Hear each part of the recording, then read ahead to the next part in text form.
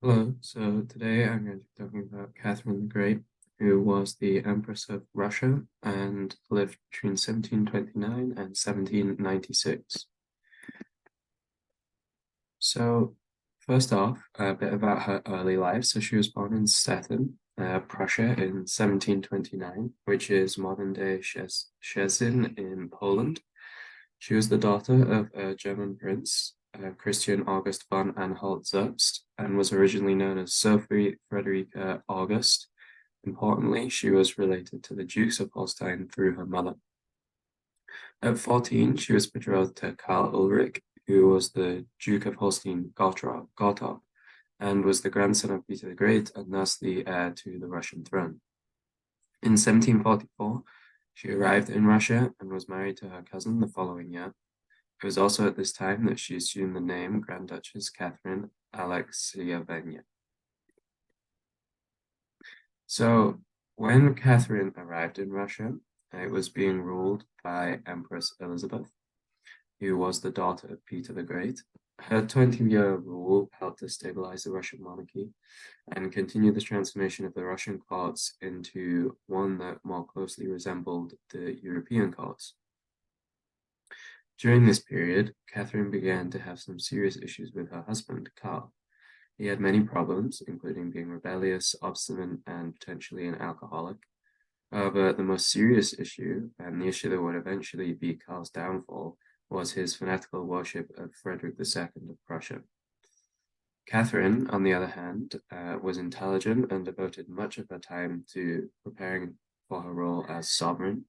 She was also devoted to Russia, unlike her husband. She took on three lovers in this time, and in 1754, she gave birth to her first son and heir, Paul.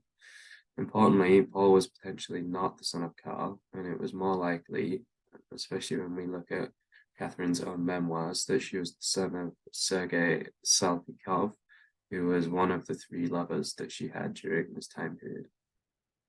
Elizabeth died in 1762, and Karl succeeded the throne shortly after. He used his Russian name after taking the throne, and so became Peter III of Russia. At the time of Elizabeth's death, Russia was participating in the Seven Years' War.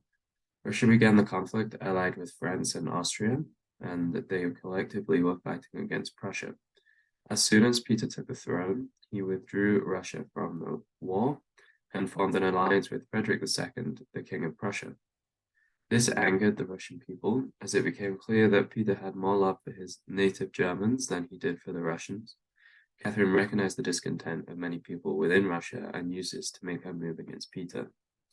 Importantly, she was supported by the army, owing in part to the fact that one of her lovers, Grigory Orlov, was a high-ranking officer in the regiment stationed at St. Petersburg. She also had the support of the court, public opinion, and of the participants of the Enlightenment movement. They recognized Catherine as much more cultivated, intelligent, and liberal than her husband. In September 1762, Catherine and Orlov organized a coup. She led the regiments that had sided with her into St. Petersburg and proclaimed herself empress in the Kazan Cathedral. Peter was forced to abdicate and was assassinated 8 days later. She was then crowned later that year and took on the title Catherine II. When Catherine assumed power, she had a great vision for Russia's transformation into a state that could rival the established nations in Europe, such as France, England, and Prussia. She wanted to establish a reign of justice and looked to Versailles for inspiration to develop the Russian court and the national culture as a whole. Despite these aspirations, she had to deal with the much more pressing and practical issue, which was the lack of money in the state treasury.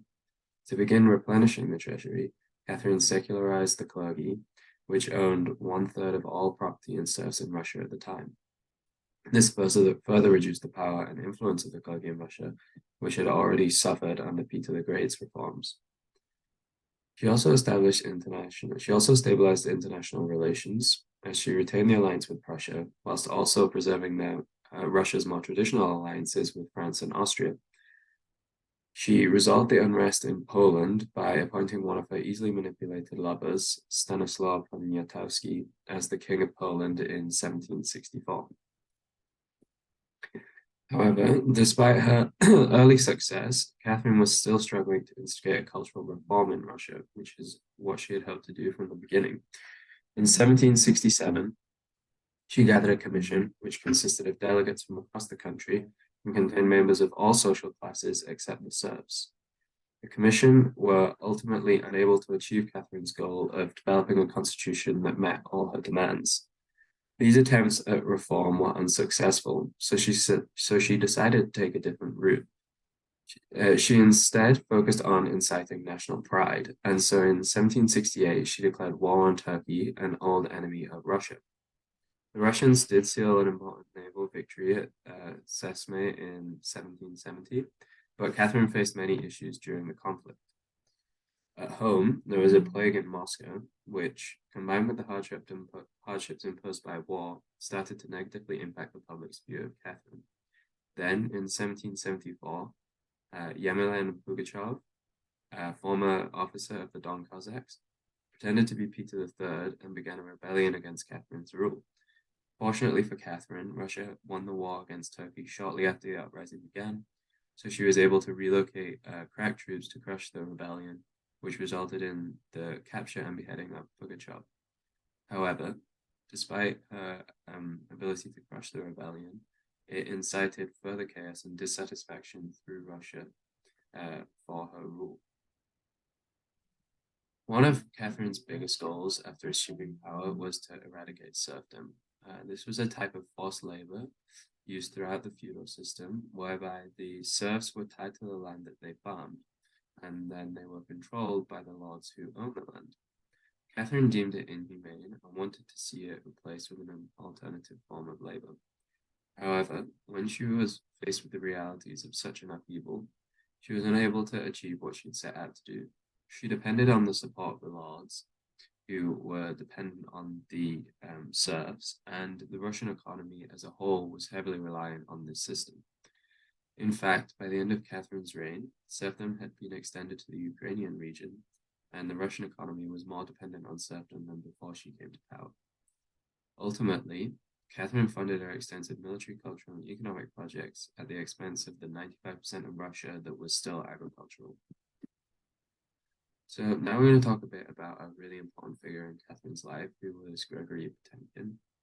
In 1774, Catherine became lovers with Potemkin, who had distinguished himself in the Russo-Turkish War.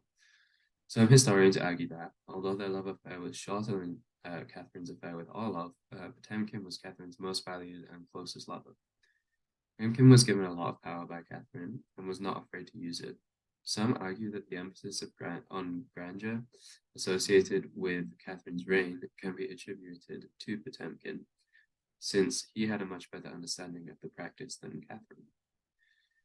He also had a political influence and was responsible for the annexation of Crimea in 1783 from the Turks. This placed Russia in a powerful position to challenge the Ottoman Empire, as they now had access to the Black Sea.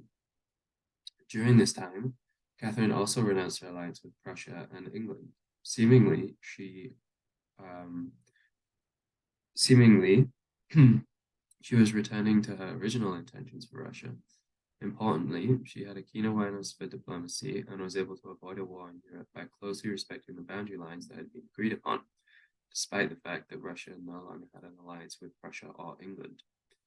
In 1787, Potemkin organized a voyage for Catherine so she could formally take possession of the provinces Russia had acquired in the war against Turkey. This voyage became a symbol of the grandeur associated with Catherine's reign and later became known as Cleopatra's Fleet. So in the final years of Catherine's reign, she was heavily impacted by the French Revolution, which occurred between 1789 and 1799. This threatened monarchies across Europe and led to much social unrest. One infamous incident in Russia occurred in 1790, when a writer, Alexander Radishev, published a work that criticized serfdom. He was tried and condemned to death by Catherine, but was eventually pardoned. Catherine's treatment of his work emphasized the fact that she had not necessarily achieved what she had set out to do. The content was of the content of Radishev's work was very similar to what Catherine was preaching in 1762. But by 1790, she had realized that she did not have the capacity to end serfdom, and so instead prioritized self-preservation.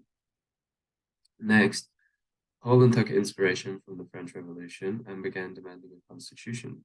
Catherine immediately sent troops into the country to crush these demands, and by 1795, Poland had been divided between Prussia, Russia, and Austria, which completely wiped it off the map of Europe.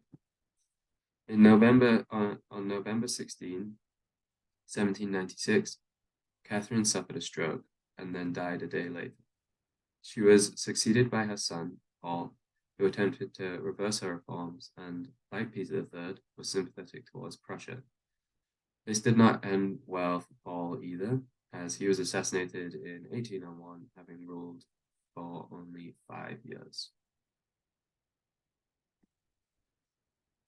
And this is my sources.